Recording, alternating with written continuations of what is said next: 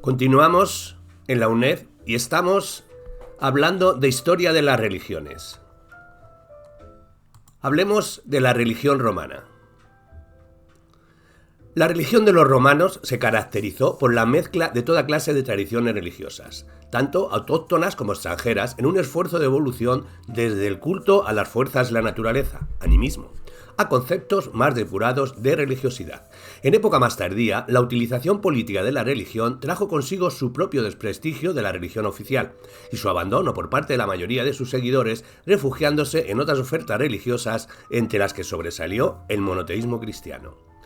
La religión romana evolucionó bastante a través de los siglos, pero se apoyó siempre en tres características fundamentales: la virtus, o fortaleza del propio individuo; la pietas, o el respeto a los seres misteriosos que nos rodean; y la fides, la buena fe en los comportamientos para evitar los castigos de estos.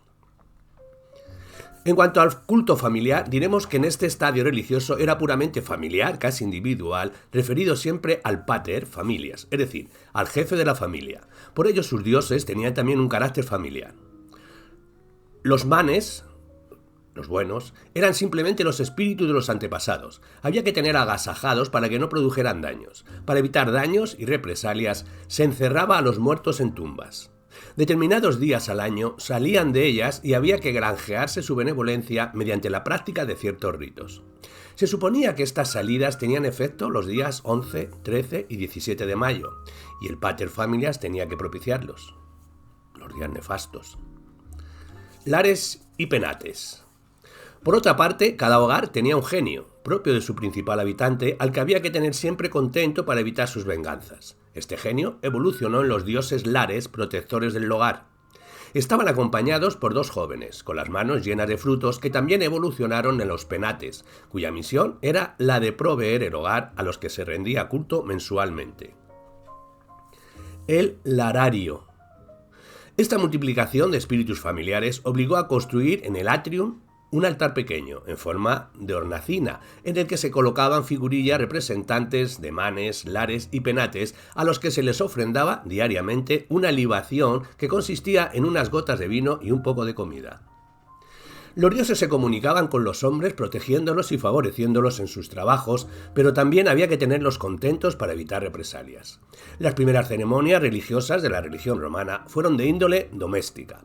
Así, se sabe que una de las primeras operaciones ejecutadas por un patricio romano cotidianamente consistía en realizar una oblación ante el pequeño nicho que contenía las imágenes de los dioses lares, manas y penates, larario.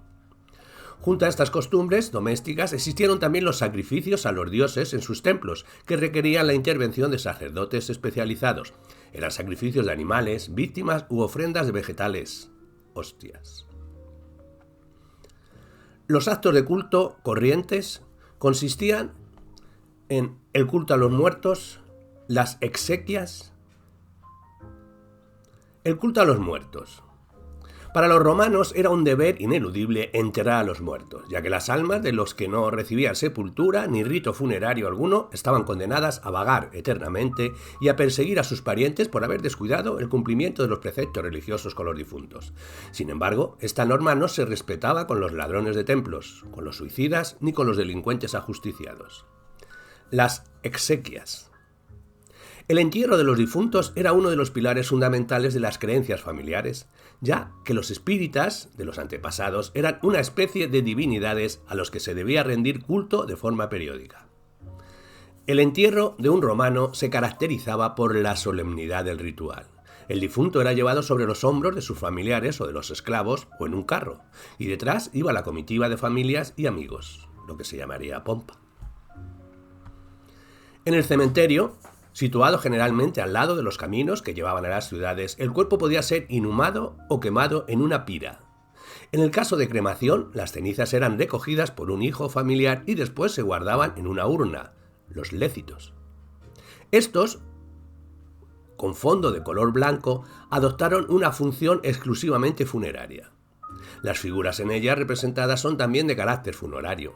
El muerto, presentándose cerca de su tumba, simboliza habitualmente por una columna o despidiéndose melancólicamente de otra persona, o bien dos mujeres adornando una tumba con ofrendas funerarias. Cuando el cadáver era inhumado, el cuerpo se depositaba en un sarcófago o simplemente se enterraba sin sarcófago, sobre un lecho de hojas. Al lado del cuerpo del difunto se dejaba el ajuar. A continuación se ofrecían libaciones. Las tumbas eran recubiertas por un túmulo de tierra sobre el que solía ponerse uno de los siguientes monumentos: una estela, una columna, un vaso, etc. Los ricos levantaban en memoria de sus difuntos monumentos más suntuosos en forma de pequeños templos con una inscripción que recordaba al difunto. Las inscripciones funerarias de los romanos empezaban con una invocación a los dioses manes o espíritus de los muertos. En muchísimas inscripciones se encuentra la abreviatura DMS, Dis Manibus Sacra, o sea, consagrado a los dioses manes. Es raro que figure el día de la muerte, pero acostumbra a indicarse la edad del finado, a veces incluso con especificación de los meses y los días. Además del nombre del difunto, suele aparecer el nombre del familiar que encarga la lápida. Casi siempre se encuentra una expresión afectuosa para con el difunto: queridísimo, benemérito. Jamás aparecen los deseos de la persona enterrada, hecho que demuestra la poca fe que tenían en una vida futura. Normalmente están grabadas las iniciales HSE, Hic Sita Set, o sea, aquí está enterrado, o bien STTL, Sit Tibi Terra Levis, o sea, que la tierra te sea leve. Los dioses de Roma, o los dioses de la urbe. El panteón. Este es un conjunto ordenado y equilibrado. Cuando el conjunto primitivo de cabañas se entrocó en la ciudad de Roma, los dioses familiares se convirtieron automáticamente en dioses de la urbe y se mantuvo su culto, tanto privado como públicamente. Cuando Roma se independizó de la dominación etrusca, los dioses de este pueblo pasaron a ser propios. En realidad no significaban más que la proyección a la vida urbana de los dioses familiares. Observamos 3 estadios de evolución. 1. Dioses originarios latinos.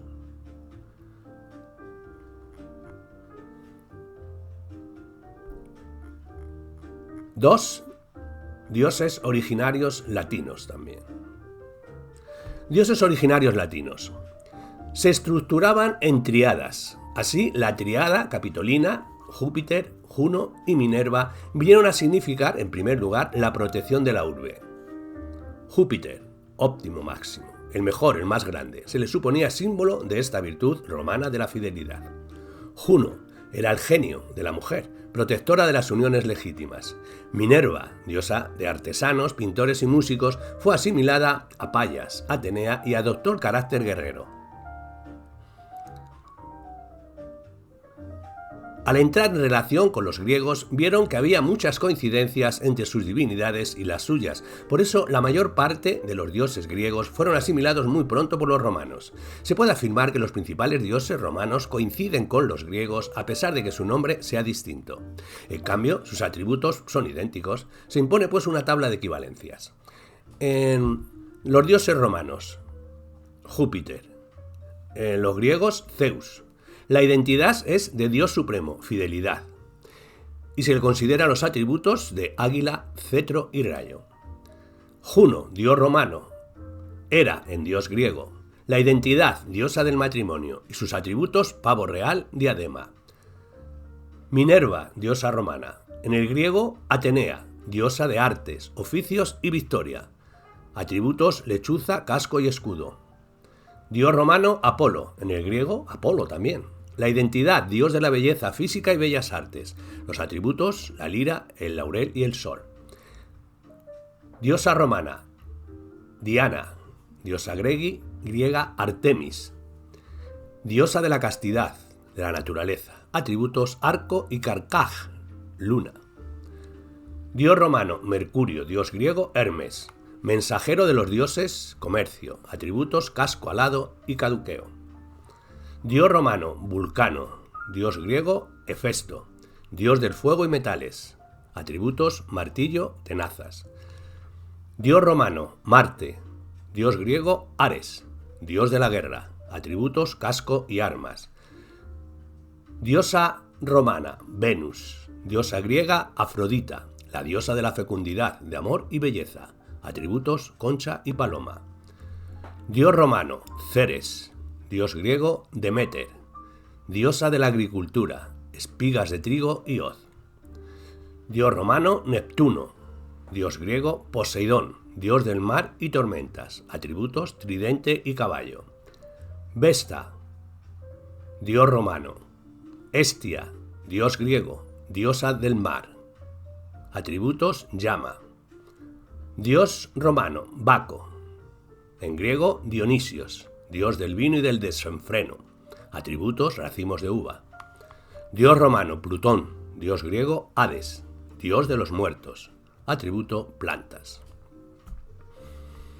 Hablemos de los sacerdotes. Los romanos tuvieron desde el principio de su historia cuerpos sacerdotales articulados en colegios. Estos colegios sacerdotales lograron tener mucha fuerza. Entre los collegia de mayor renombre podríamos nombrar como augures, vestales y pontífices. Los primeros, los augures, su misión era la de profetizar y por eso se echaba mano de ellos siempre que la ciudad se encontraba en algún caso grave, bien de carácter político o fuera de tipo militar. El augur era como una especie de consejero técnico de políticos y militares y auguraba el porvenir mediante el vuelo de las aves a través del apetito de los pollos sagrados o por la interpretación de accidentes fortuitos.